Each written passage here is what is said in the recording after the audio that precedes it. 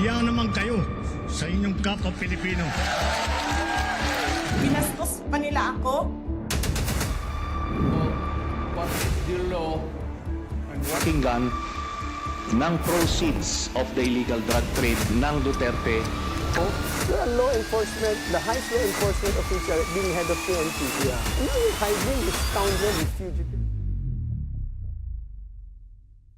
Do you think there is a connection between a policy-making body or a policy-making person at criminal liability sa drug war? Tol, pero I think okay na ngayon. Yung sinasabi natin, no?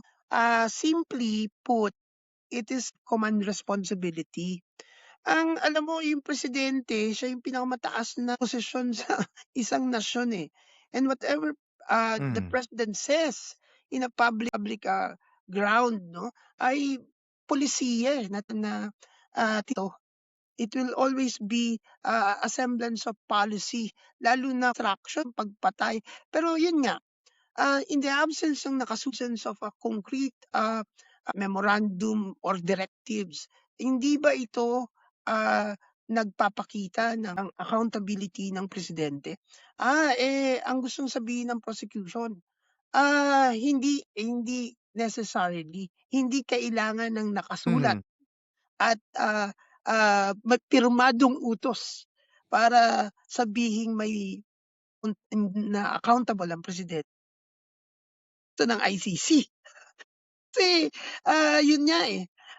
Ang titignan ay yung kabuuang system, no? Kaya nailatag, tingin ko nailatag ng prosecution ay enough maging substantial ground. Correct. And there's no point eh. Tindi kasi nung ebidensya eh.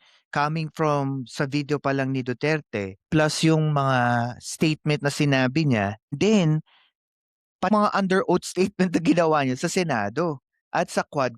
So, kumbaga siya ang nagkahon sa sarili.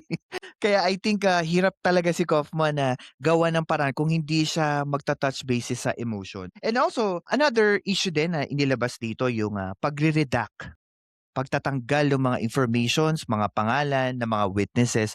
Do you think po because of this action of ICC, does it create an unbalance and unequal opportunity for both the prosecution as a defense because of this redaction na ginawa na ICC?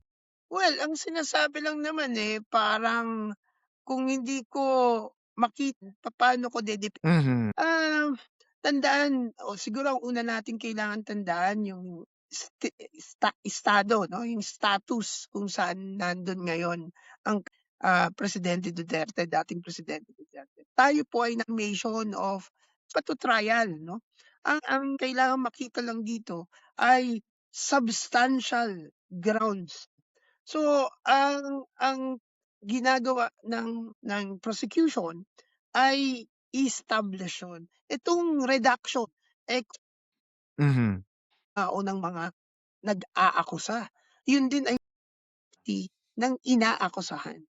So, redaction is as simply is one way of protecting the witness or protecting the credibility as well, no, ng mga witness ng both ng